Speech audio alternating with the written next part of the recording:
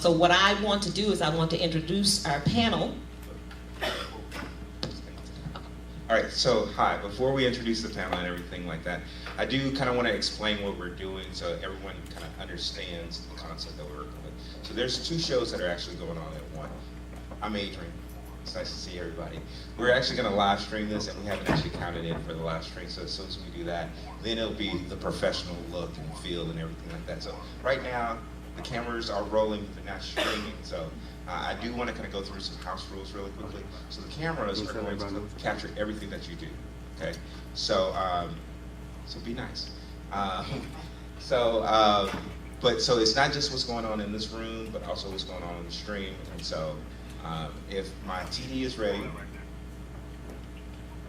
do I have a go on the TD? All right, here we go. In 10, 9, 8, 7, 6. I'm slowing it down, Cliff. I can hear you.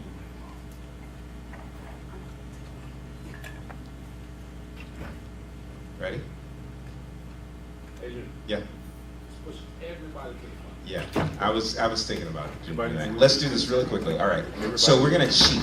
This is what happens in Hollywood. We're gonna make it look like there's more people in this room than actually here. So let's dress the set a little bit. So what I need you to do is move into the triangle, and this angle to here. So if you're sitting over here, I need you to rise and move over here.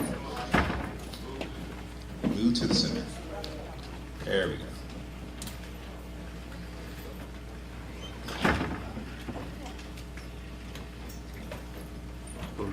That's literally everyone. If you have a pulse and you're in the room, I literally need you to scoot over to the center. Yeah. Okay.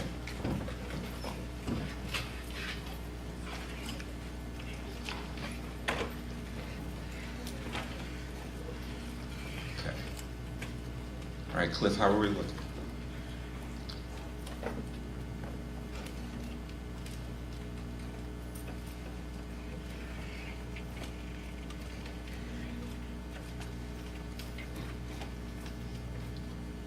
It's a lot of hurry up and wait.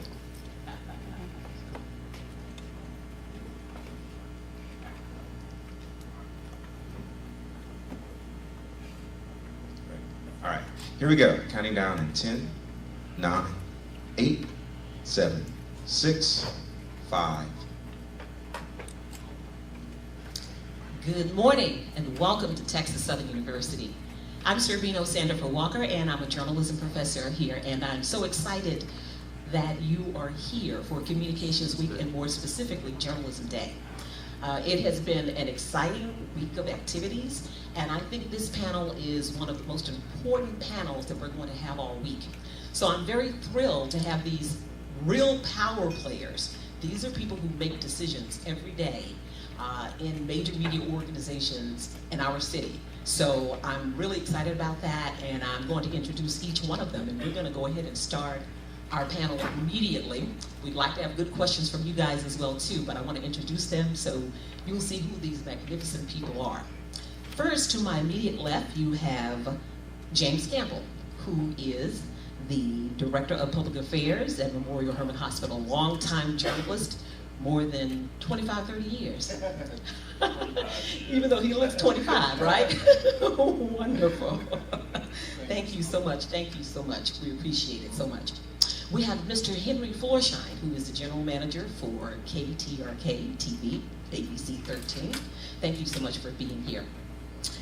Good morning. Good morning. We have Maria Carrillo, who is the Senior Editor. She's new to her city, Houston Chronicle. We're Houston Chronicle proud. That's the first Pulitzer that the Houston Chronicle has ever won. So the Pulitzer is the highest award that you can win in a year for journalism.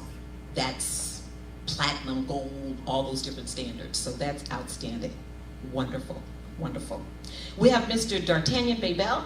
He's the general manager of Fox 26, and he is a friend of this university. And this panel is named after him. The D'Artagnan Babel Power Broker Session, Why Diversity Matters in 2015 and Beyond. So he knows something about best practices when dealing with diversity. He's going to share that with us. And we have Mr. Jerry Martin, who is the general manager for KPRC TV. And let's give them, hold on. Did the lady in red just walk in? That's my favorite color. That little Delta. No, she wants to be an AKA though. Delta till you die. So Cindy George is also a reporter at the Houston Chronicle. And Cindy, you're gonna also serve as a moderator with me today. We wanna have a lively and a really good discussion. And the whole goal with Communications Week, and particularly this panel, what we want to do is to bring about consensus and bring about an understanding about what's happening in our media organizations. And at the same time, we want to destroy the stereotypes, the misconceptions that people have about folks of color, and particularly also about this institution. And ultimately, what we want to continue to do is to forge relationships with people at these various stations and institutions in our community so that they will be able to provide opportunity for you. So we're really excited again, and let's just give them a big hand. And before we get started, I'd like to also, Dr. Ulasi, would you like to just say a few words? Dr. Ulasi is the chairperson for Communications Week, and maybe you can just say a few words about the conference. Good morning, everyone. First of all, let me apologize for the hiccup with the parking. But I hope that everything gets straightened out. And usually things start a little slow in the morning, so we hope that our students will populate this hall. Yesterday was fantastic. A whole week of activity marking the 35th anniversary of our Intercultural Communication Conference. This year we are emphasizing the notion of building bridges globally through communication and media. So we appreciate our great panelists. These are the captains of industry here in Houston, part of a global, national and global network. So I know that everyone here must appreciate the presence of the panelists and try to, as much as possible, to glean from what their presentations will prefer for you as you prepare for professional career in the industry. So we thank you again for coming, and we'll get started in a few minutes. Thank you. Thank you. So let's dive right in. This is an age-old issue, diversity in media organizations and newsrooms. In fact, I can just remember as a kid, you know, the Kerner Commission report. I was a little bitty kid, you know, but I can remember hearing about the Kerner Commission report and about window dressing on the set. Those were reports that said that things needed to be done in this country to address race relations. And it seems as though we've been stuck in the 60s ever since when it comes to issues of diversity. And so today, what I'd like to do is just to start with James. James, you've been there, you've done that. You were the former president of the National Association of Black Journalists. And I'd like for you to tell me, why has it just been so difficult for us to address this issue of diversity? Thank you, Sabino. Good morning to all of you. I know you are all aspiring journalists or PR people, and this is a great panelist here assembled. Sabino has a very good question, and you as young people should be thinking about how you're going to position yourself in communications, whether that's PR or newspaper or television or radio. And yes, I've been around a long time, and to a certain extent, I left the industry in 2007 because I had what they call diversity fatigue.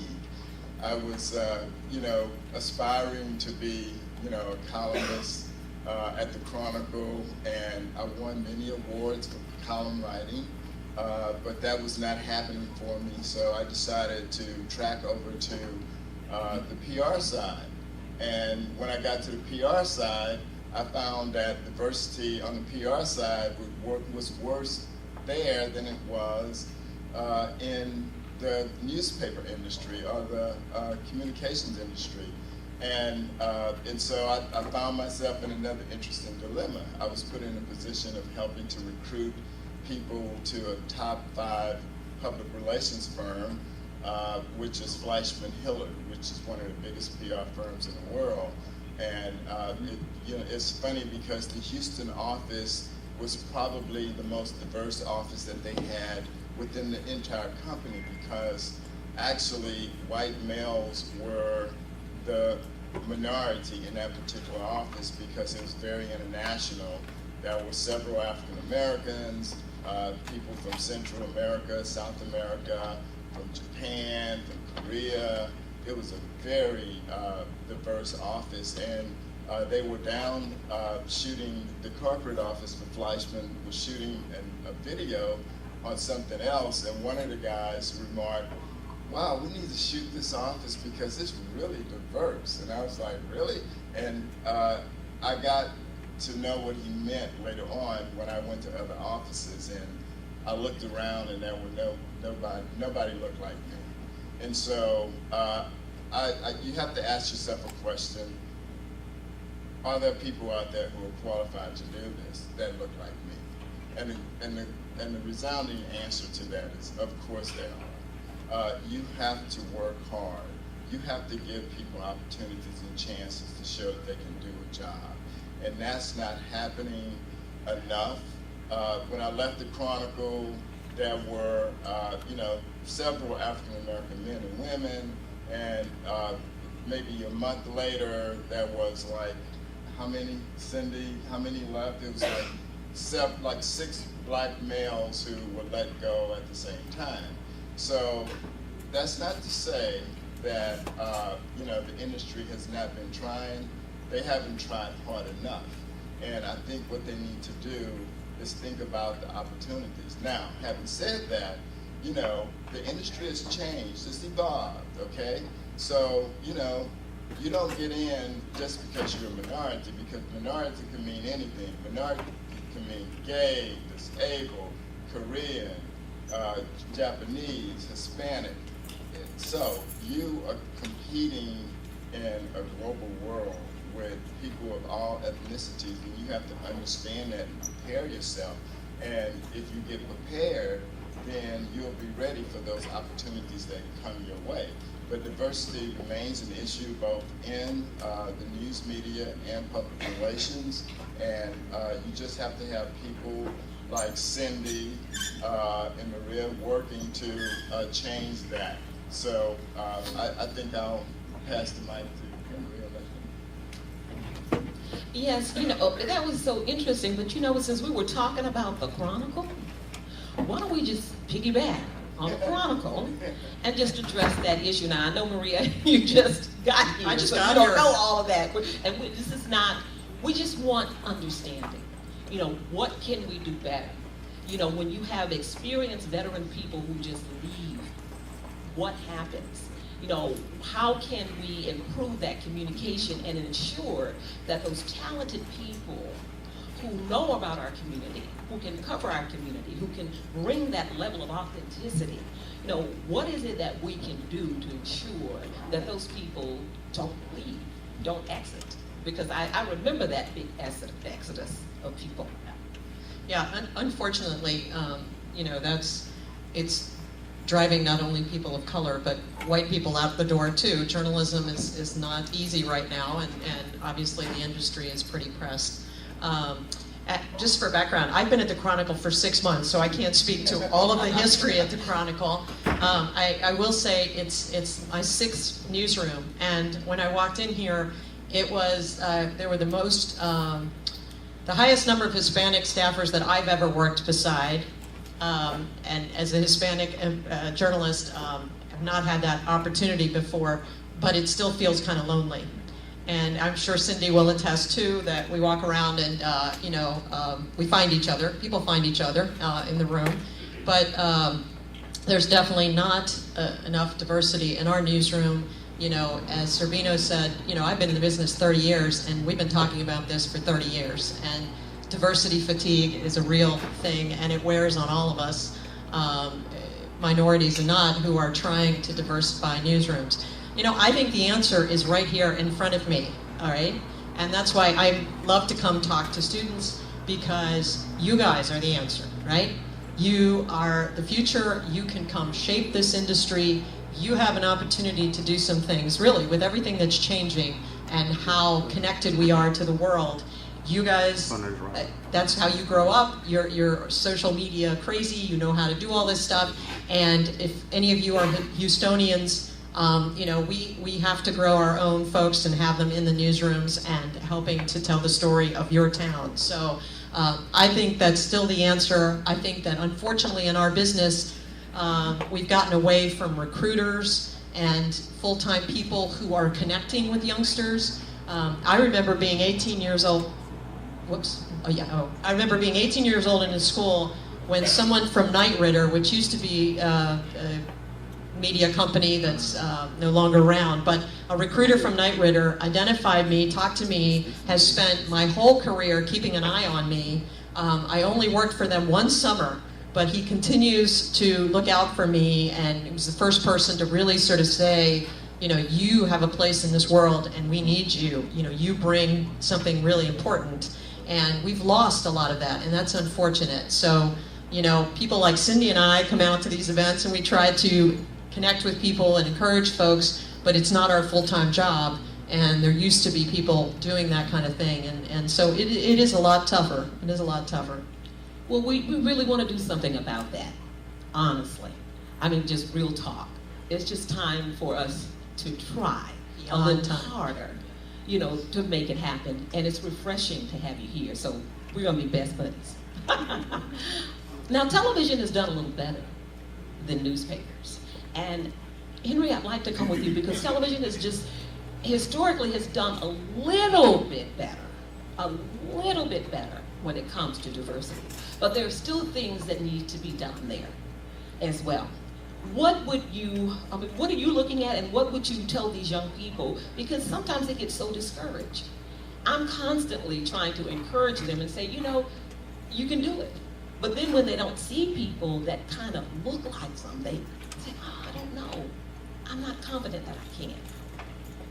I think there are a couple of factors at play.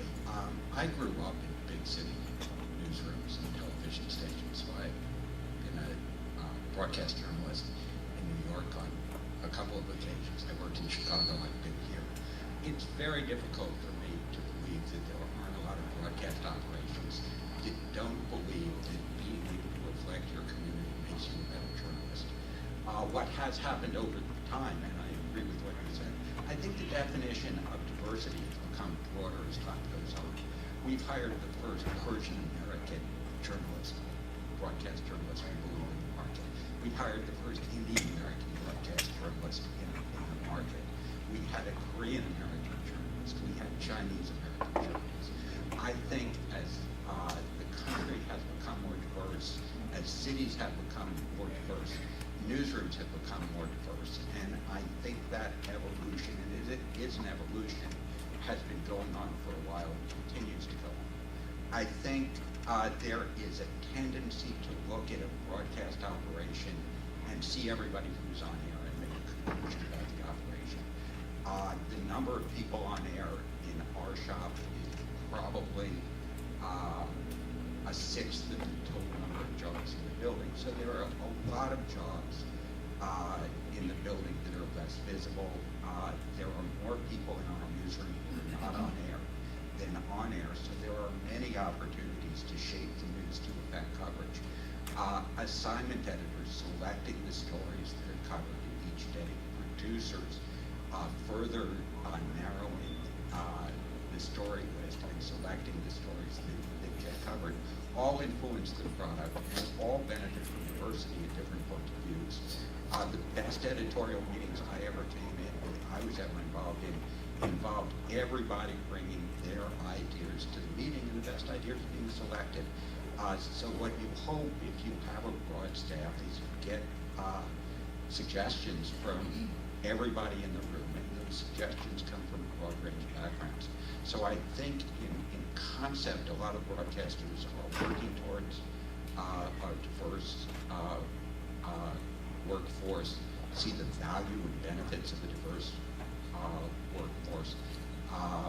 What is fascinating as the technology fractures both in our business and in all forms of communications, the barriers to many forms of entry are way down. Almost anybody can publish a story. You may not be able to publish a story on a platform that is as visible as other platforms, but certainly the ability to create work, to publish work, and to get it into the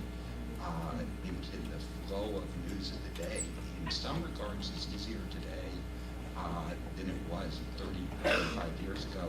And that's sort of a function of the changing technology we all work with. Wonderful. I appreciate these answers. I hope you guys are really soaking it in, because this is so important and it's so refreshing, because there's honesty here, authenticity, and that's the most important thing that we want to happen today. I do want to recognize our provost, Dr. James Ward. If you could stand, please. and would you like to say something?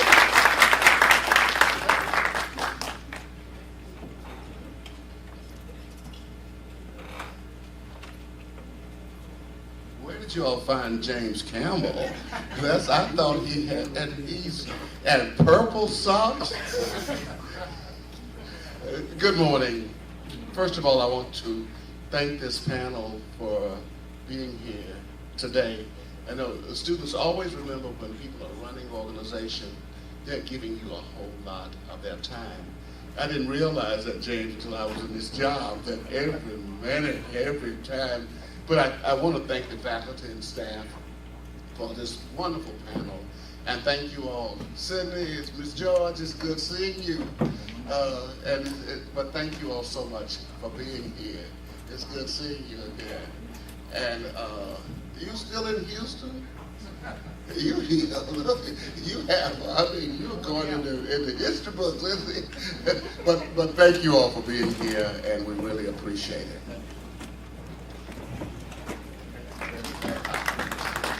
Thank you, Dr. Ward. I appreciate it. So now what we'd like to hear is from D'Artagnan Baybell. People have asked, how do you say his name? Is D'Artagnan Baybell. And he has been a real friend to this university, as well as everyone. And he has some best practices, I think, that he could actually share with us. I'll get there eventually. Okay. I'm flooded over with emotion every time I come to TSU to speak, and I appreciate it being invited to here today. I have a very different perspective on these things, and I want to share with you a little bit of that. And I love the word honesty, because usually when I give speeches or keynotes and stuff, people come up and say, I can't believe you said what you said. So, but when I'm in a room like this with people who look like me, I want you to hear the truth. If there's one word that you take away from this panel, it's excellence. You must be excellent. We're in a very competitive business. And quite frankly, the different perspective that I like to offer is that as a general manager, and you've got 2 or 3 up here, I have a responsibility to return a profit to my company. That's why we're in business. We're not in business to be diverse, per se. Okay, however, there are business reasons why that might be a good idea. There are also legislative reasons why that might be a good idea. Because in some cases, diversity is something that's thrust upon you, given the fact that people are requiring it of you, whether it's legislative or company policy. But in the end, as a general manager, I want to hire the absolute best people that I can. And quite frankly, regardless of color. However, I'd probably like to hire many of you. And there's a little bit of something in my heart that goes out to that. However, that does not give you a pass to not be excellent. Now, what I would tell you about me personally in this diversity thing is, this word is a little overused, quite frankly. You call it fatigue. Maybe I see it in the same way, but in a little bit of a different light. When I was coming up, words like segregation, desegregation, busing have now kind of morphed into, a little nicer sounding word called diversity. But quite frankly, the issue is about making money for all of us, whether it's the Chronicle or the television station business. And Henry touched upon some very key points, which are things like diversity within an editorial meeting is very important. And I can tell you lots of vignettes and lots of stories. I'm not going to hog the mic about the lack of diversity in those meetings leads to bad decisions, or more diversity leads to what could be a better decision. One of my favorite examples of that came from Katrina. A lot of young people here, I don't know where you're from necessarily, but you guys remember Katrina? Does anybody remember what happened in the aftermath? A lot of folks moved from the New Orleans area to Houston, or the visions that you saw of people in the streets that we showed on our air. Well, one of the things that I noticed about my newsroom, we are guilty. But you know what? I changed that. Was that the media, national as well as local, referred to many of the images that you saw of people wading through the water trying to escape danger as refugees. And I said, whoa, whoa, whoa, wait a second. And I walked down to my newsroom and I said, I want everybody to gather around. I said, these people are not refugees. They are, and I'm using the word, evacuees. Okay, refugees is something that can have a negative connotation, you know, escaping political, this, that, and the other, whatever, but they're not refugees, they're evacuees. Now that was a little thing. Another little vignette, I found an article, because I contributed my editorial readings from time to time, that talked about the fact that relaxers and perms were linked to ovarian cancer. Okay. Has anybody ever seen that article? Been talked about quite a bit. I'm not surprised in this room, but when I brought it up in my own editorial meeting, I had a room full of people that didn't look like me, and they all turned and said, what's a perm? What's a relaxer? Okay, that's an issue of diversity. Okay, because there was nobody in that room that could relate to that. Now, it just so happens that white women use relaxers and perms as well. But the fact of the matter is that there's a disproportionate use of that in the African American female community. Because we tend to spend a lot on hair, makeup. Whether that's right or wrong, I'm not going to comment on that, but the issue is we do. Okay, and so we did that story. Our phone lines lit up that night with people wanting to know more information because it was not widely reported in the national media. Okay, which led to a follow-up story the next day, because some women that called the reporter that did the job to comment on the story said, well, you know, I'm aware of some of the health issues of what I put in my hair, but I'm afraid. I'm afraid of what the people at my company will think of me if I come to work with natural hair. And so guess what? I said, hey, you know what? That's a follow-up story. The perceptions of African-American women in a predominantly white workplace who have natural hair. And we talked about that the next night as a follow-up. And the phone lines lit up again. Now, part of that issue was marketing because we know our audience. And because we have a disproportionate minority audience at our station, we know that those kind of stories will connect. But those are just a few small examples.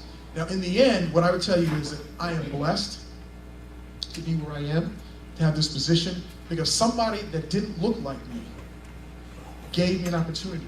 And I came up through sales. I'm not a journalist. I came up through the business side. Again, as Henry alluded to earlier, there's lots of other jobs within a television station operation, although most of you are probably interested in journalism. But I came up through the sales side. But somebody at some point in time who didn't look like me gave me an opportunity. But the reason why I was given that opportunity is not per se because I was black or because they were trying to suck people into the business at the time.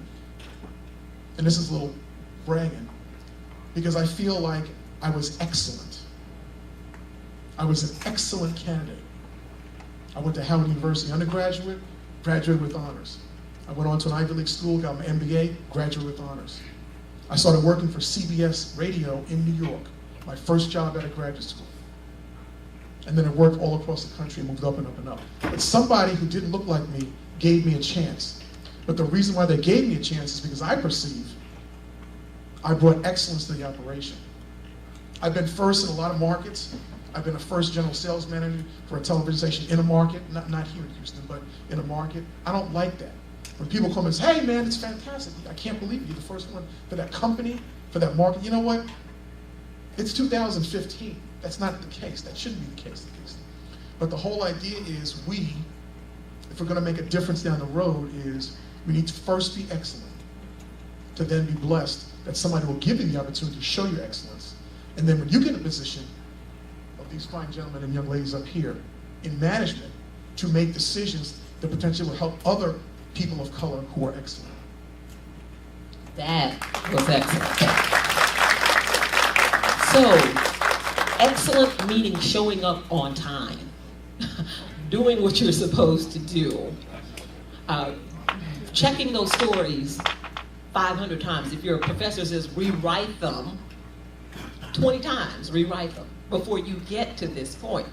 Excellence is very important, and that's the most important thing. So he's saying you're not going to get in any operation if you're not excellent.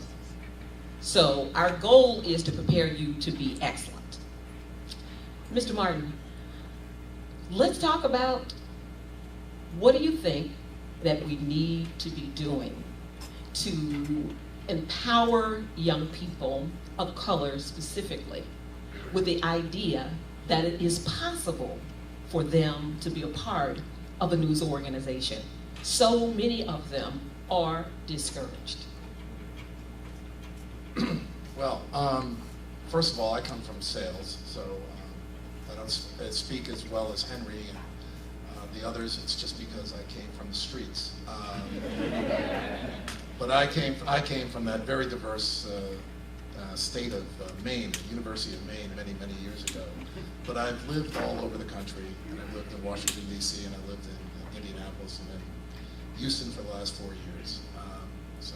Well, in fact, I've lived in New York City. I prefer to live in towns that are very diverse, and I cannot tell you that a media organization will not make it in the 21st century if they are not diverse, if they are not young, and if they're not speaking to the voices of all the community. If you've ever looked around, you looked at the public schools or even mixing in the private schools, what the population looks like in many towns, certainly in Houston,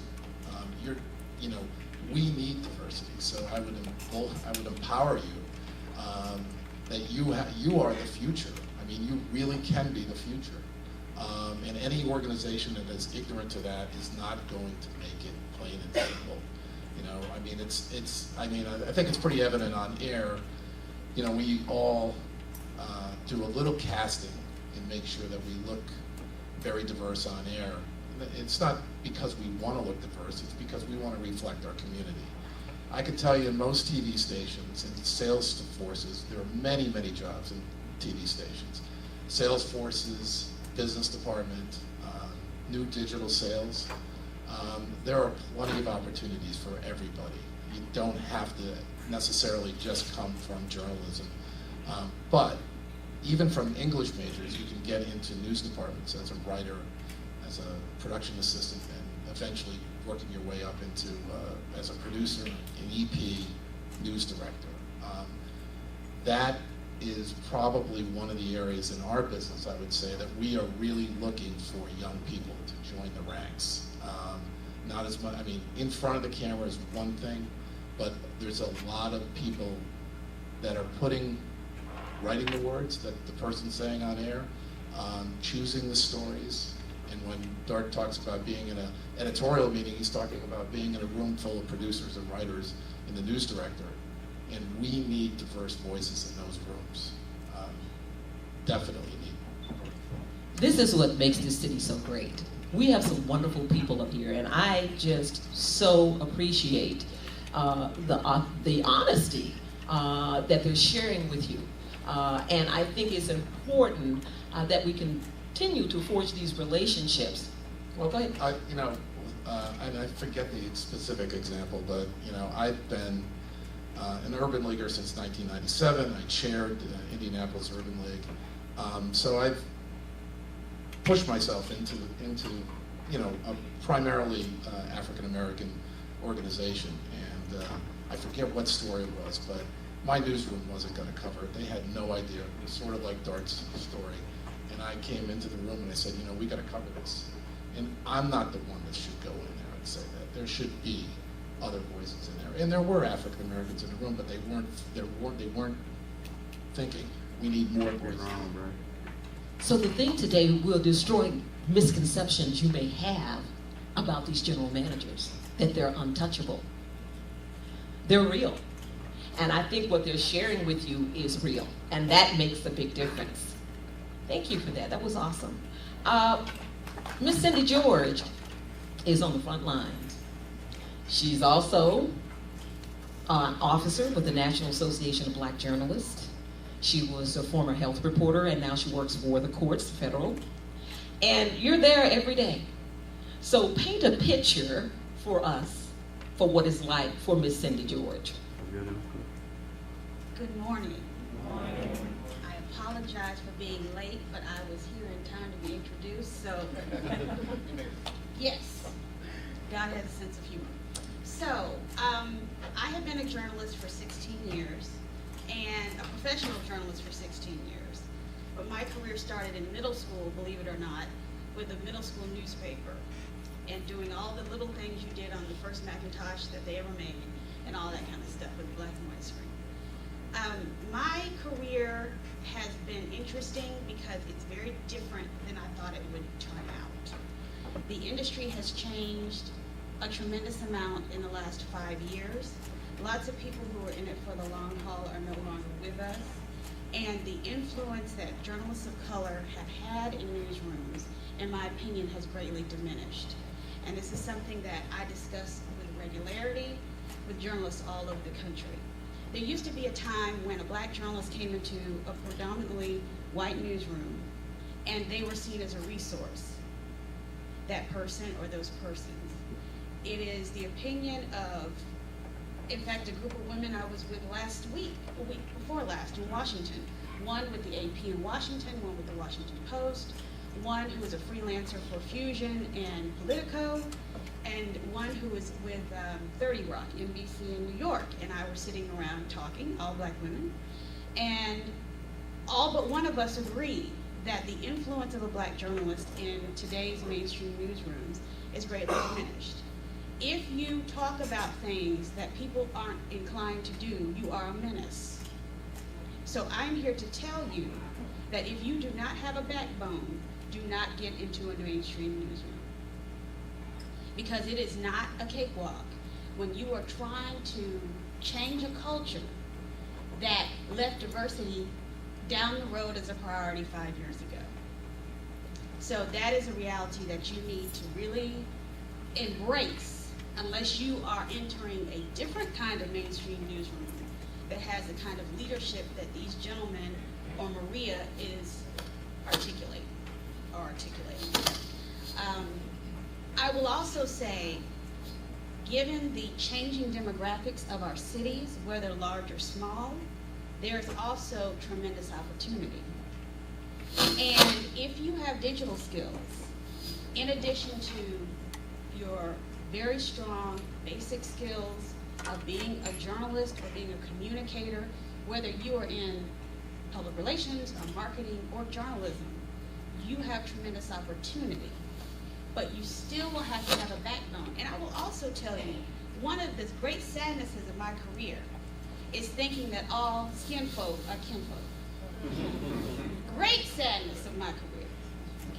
Because there are many of us, you know, sometimes I just feel like I'm tired. And I'm so sorry. But I've been out here a long time. And this is not a good week for me to have this conversation with you all. But, for a lot of reasons. But it is challenging when you are in a newsroom and people of color make survival decisions. I am single, I do not have children, I do not have a mortgage. I am mobile, I like Houston, but this is my sixth stop. I packed it up before, I can pack it up again. I've lived in white places like Portland, Oregon. I've lived in formerly very black places like New Orleans. I can get up and go wherever. Everybody doesn't have those options. So you are going to see people of color do things outside of their character and outside of what they know is right for their own survival. And you will have to deal with that as well.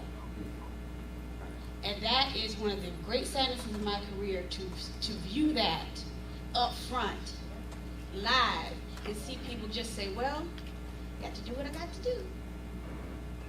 So that's the truth. I'll just leave that there. If you have questions, I will be delighted to answer them. Or maybe I should co-moderate, and that way I can just ask questions. Hi, I want to go in a slightly different direction. If we were what skills do you have that you can offer to a traditional broadcaster, and what advantages do you have? Believe it or not, the biggest one is probably sitting in your hand. How many people have their phones out now? We're tweeting right now. Instagram, Facebook, all of it. You grew up She's got all digitally distance. skilled. You can communicate on all platforms without thinking about it probably. You're just able to carry on multiple conversations. As the technology changes, and it changes so quickly, all newsrooms, or at least all broadcast newsrooms, need to change their skill sets. We interview younger journalists all the time, and one of the questions is always, how do you consume news? Where does it come from? What platforms are you on? And this ability to be multi-platform friendly from the day you walk in actually gives you a huge advantage to some of the people who've been in business longer, who walk around going, I've got my phone, what would you like me to do? Or I'm on the web, what would you like me to write? And I think you don't ask those questions because why would you ask them? You know what to do. So there's a huge set of skills that you may not be aware of that I think you have that have tremendous value to journalists. I do think one of the things that technology is allowing is that the traditional jobs definitions are changing. That it used to be, I thought I wanted to be an assignment editor, or I wanted to be a reporter, or I really like to write, so I wanted to be a writer. And I think one of the realities of digital is that everybody is going to be cross-trained on every platform. So that, yes, you can specialize, and if you want to be in front of the camera, that's a different skill set perhaps than being a producer. But I think reporters are going to have familiarity with how to shoot and edit and write. If you're on the desk, you may be asked to write a copy story, which from a broadcast tradition was not the way it was done. So I think some of the advantages you potentially offer is that you will be digital friendly from the moment you start your career. You very possibly may be multidiscipline friendly from the start of your career. That you will be able to shoot, edit, write, set up the story, present the story, and some of the longer term journalists struggle with these disciplines because they are either totally out of practice or never going to be in the first place. So one of your opportunities is to present yourself as able to fill any role that is available. We've also heard from the panel the experience of almost all of us. We've lived in many cities. Part of the career curve has always been you work your way up. You try to make your mistakes where they are a little bit less visible. You work with people who are a little bit more seasoned. You perfect your craft. You move on to the bigger city. That pattern of moving around still persists, at least on the broadcast side of journalism. Excellent, thank you. So this is not a two-way conversation, and I know you have some questions, or you wanted to make a comment, James? Okay. I know you have some questions. I think the information has just been wonderful and so important. And so, do I have anyone who has a question that you'd like to ask our esteemed guest? I know I have one person. Yeah.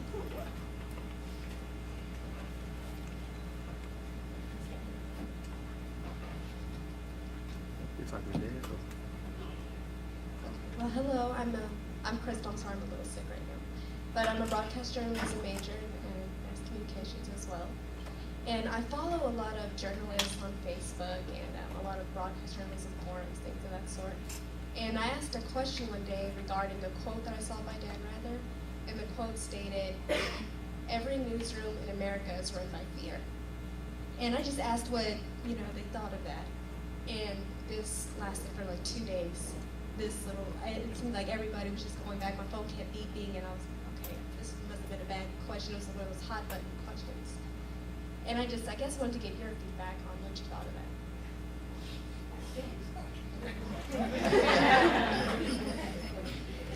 That is an interesting question. So when I was in the newsroom, I don't know that it was run on fear as much as it was on, competition. Because every newsroom that I ever worked in was very competitive. And so I did have a fear when there were two newspapers in this town that my competitor would beat me on the story. But I wasn't really driven by that. I was driven more by competing and beating my opponent or my competitor on a story. So that's an interesting question. From a PR perspective, where I am now, I live in fear every day. and I live in fear for different reasons, because I had a question last night from a reporter about whether or not we had removed all Bluebell products from our hospital.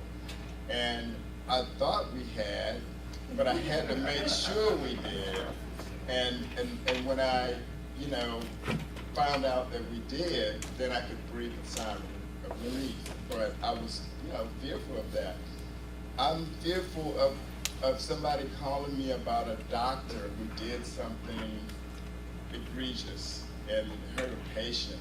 I'm fearful about, some employee, like a guy who worked in our mailroom who stole $14 million over 10 years, and getting a call from a reporter like Cindy George Sorry.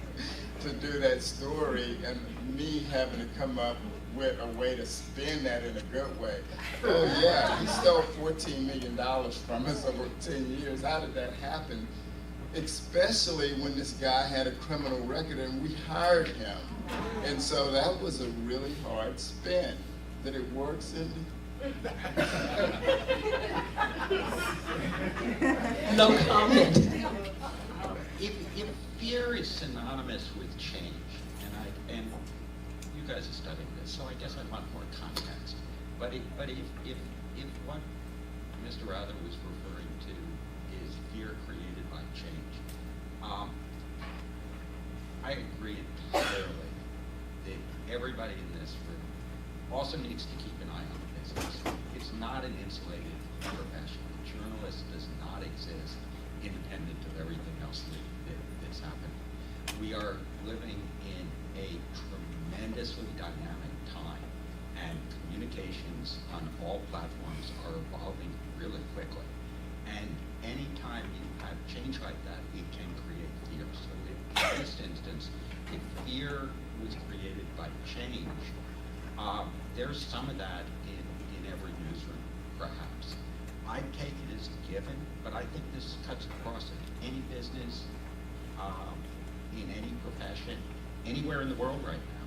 As globalization continues, as technology continues to make it possible to do everything in real time, and you can communicate instantly around the world. And I'm sure when you sit there, I just got that phone call about Bluebell.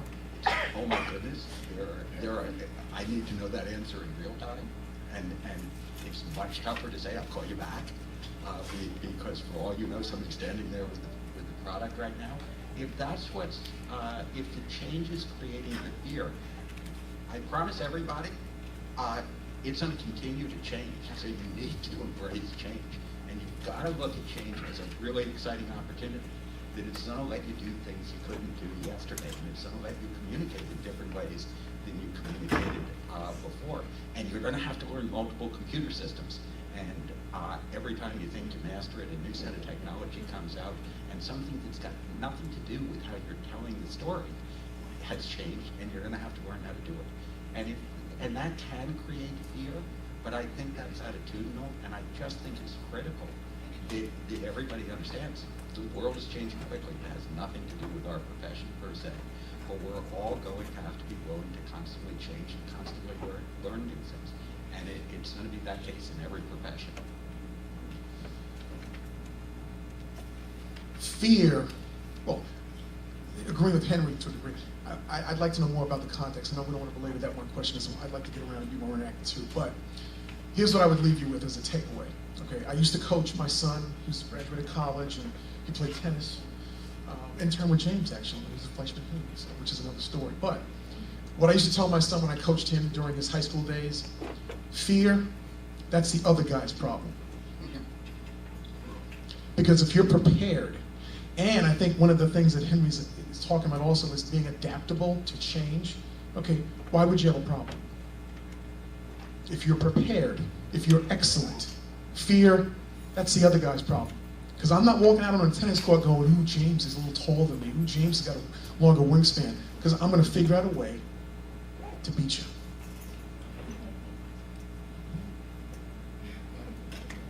How about that? Well, this has been wonderful, and we want to continue this dialogue, but we want to turn it actually into action as well too. So this is not our last conversation with you. We want to continue. We want to have this often, and we want to encourage you to work with us, to work with these students, to ensure that there will be opportunity for them. And most important, opportunity for our community. Houston is a wonderful, wonderful town, in my opinion. I try to tell my friends in New York, we're better than y'all, you know, our demographics. But I love New York City as well, too. We're going to wrap this up. And let's just, what I would like is just a bit of final advice from each one of you for these students. There are some basic skills that will help you in any career that you choose. And communication is a basic skill. And knowing how to use the technology, whatever it is at the time, is very important. And I would really encourage you to really keep up. And also, what was mentioned earlier about the business.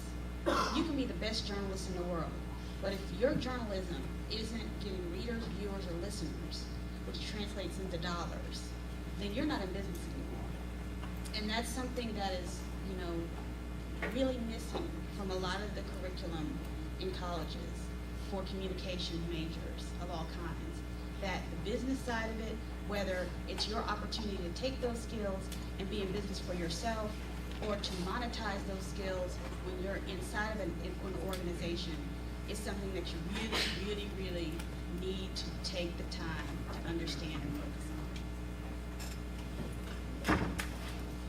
I'd like to emphasize that we really need you, and we really need adaptable people going forward. Adaptable, smart, excellent people going forward, because the business is under tremendous change, both on the print side and on the TV side. I mean, if you look at we're going to a thing called IP, where I'm building a new studio in my back parking lot, and it's pretty much going to be all IP. Well, what does that mean?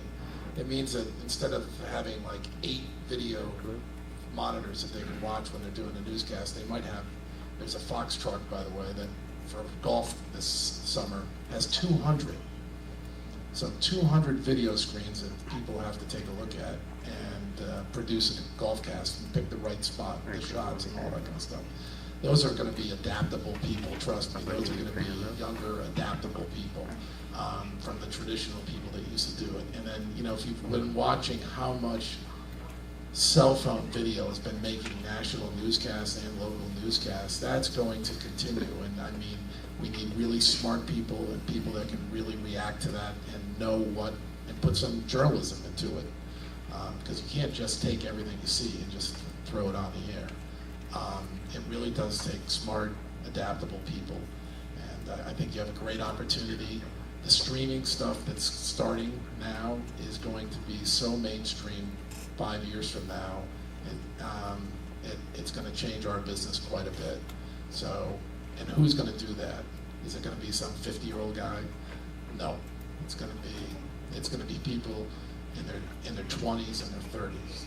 And I'll leave you with what I always tell people that are looking for coming out of college. 20s are for learning, 30s are for earning, okay? 20s are for learning, 30s are for earning. Get as much knowledge as you can in your 20s, in the most diverse places that you can get it, and you'll do great in your 30s.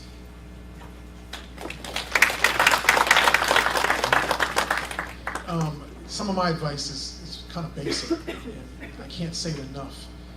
How many seniors do we have in here? Just show of hands. How many of you have had internships? Keep your hands up if you had an internship. Okay. How many internships have you had? 1, 2, 3? Okay, I see one hand in the room. Okay. By the time that I was a senior at Howard and we took our required internship, I already had 7. Okay. So part of my leave behind is forge your own destiny.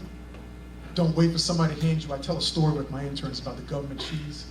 That's a whole other deal. But don't wait in line for somebody to hand you the piece of government cheese. Go out and create your own destiny. Don't wait for somebody to tell you, hey, you know what, by the way, it's time for you to get an internship. Okay, so there's 3 people in this room, aside from the panelists, that can pick up the phone and actually get me on the phone. I would challenge you as students to figure out who that person is, or those people. And what might that person be able to do for you to help you along the way? How many of you have actually been in a print newsroom? How many of you have been to the Huffington Post? How many of you have ever been to KPRC and visited their newsroom? Or better yet, interned at KTRK? Before necessarily the time comes that's required of you. Because what you're doing is you're developing relationships with those people that can make a decision that might start your career at some point. And that is so lacking. Again, it's general advice, but setting a goal and pursuing it with a dogged determination, like the Rockets are trying to pursue the playoffs right now. Okay, it's generic advice, but you know what? So often we forget some of the fundamentals.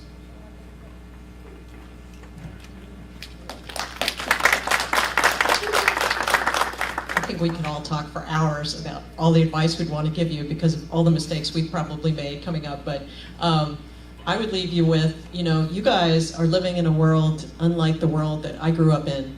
You're living in a world full of all of these talking heads and all of this information coming at people, and so much of it is wrong, and so much of it is misleading.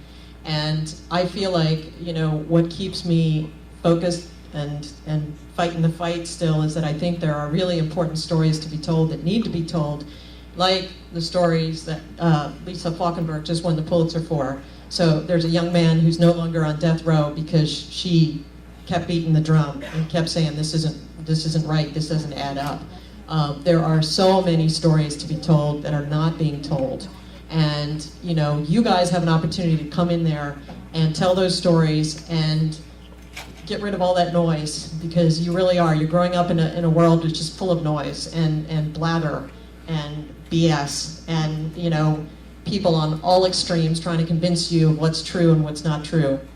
And when you're in a newsroom, that's your highest calling, is to find the truth and try to search for the truth. And I hope some of you will keep at that and want to do that. And yes, you need a backbone, and yes, you need to be excellent, but more than anything, you need that passion and that you're going to do that. And I hope to see you there. I guess my word is persistence. Certain things have not changed. When I graduated from college, I wanted a job in a newsroom. In those days, it was broadcast news. There were no more than 3 stations in those cities. I probably sent out 90 letters. I think I sent a letter to every newsroom in the top 30 market. I kept the rejections. I got about 25 rejections. The rest of the people just didn't even answer me. I got no offers. I got no jobs. I got no interviews. It's everybody who ends up in this business, it seems, or an awful lot of us who have ended up in this business, have to be persistent. So don't let any of this, sorry, we don't have openings, discourage you. What still happens a little bit, the interview processes are more formal. Openings are posted, but that doesn't mean that organizations know they're going to have an opening prior to the fact. Just because somebody said last month they don't have an opening doesn't mean that things haven't been changed. Doesn't mean that you should not keep checking back with organizations. So you've got to be persistent in that regard, and you have to be flexible. We were joking a little bit before the panel event. if the job we've got available starts at 3 a.m. and ends at noon, and you've always been a night owl, guess what? Unfortunately, that job is perfect. You need to be flexible. You've got to be willing to make some sacrifices over what your preferences might be in order to get that first position. I believe that this truism still exists. It's easier to get a job when you have a job. The hardest thing is getting that first job. You want to be persistent. You want to accept whatever is available. If you really wanted to report and the job is on the desk again, it will help you be a better reporter to understand how the desk works. But being willing to accept a position almost anywhere in an organization that allows you to parlay it into the next job. But it all starts with persistence. This has been really wonderful. I want to leave you with something. I have a 17-year-old at home. He never listens to me, but I'm going to try to give you some advice. You know, what I would say to you is that you live in a world now where you have a bunch of opportunities right at your fingertips. I would say, you know, build your skill sets, you know, the fundamental things like being able to write, that never grows old. But build your skill set, then market yourself. You have to market yourself. You have to find what it is that you want to do that very well. Dart talked about excellence. I can't emphasize that more. You have to be excellent. But don't wait on the call from them. Build your own skill set. Build your own market. Create your own markets. You don't need the Chronicle or broadcast station to go out and tell a story. If the storytelling that you want to do, you can do that yourself. If you do you and you do you well, they'll find you. They'll find you. Because that's the world that we live in now. If you are really good at what you do, whether it's writing about fashion or food or travel or music, if you do you well, they'll find you. I promise you, they'll find you because that's what they're looking for. Voices that are different from the traditional voices that are in the newsroom. Now, it's a different world. When I came up, you basically went through the internships and you did all of those things are good. You want to do those internships, but you have your own voice now. Use your voice, tell your story, and they will find you, I promise. Thank you. Let's give the panel a big hand. This has been outstanding. I think we can do a little better than that. Really, really, really big hand. Awesome. Thank you so much. So we're going to take up about a 10 or 15-minute break, and then we're going to start our next panel. If you guys can just stay seated for a second, and we're going to do some little house cleaning. But thank you so much for being here, and again, thank you, our panel as well, too. I know you have a big day ahead. Thank you. Have a great day. We appreciate it.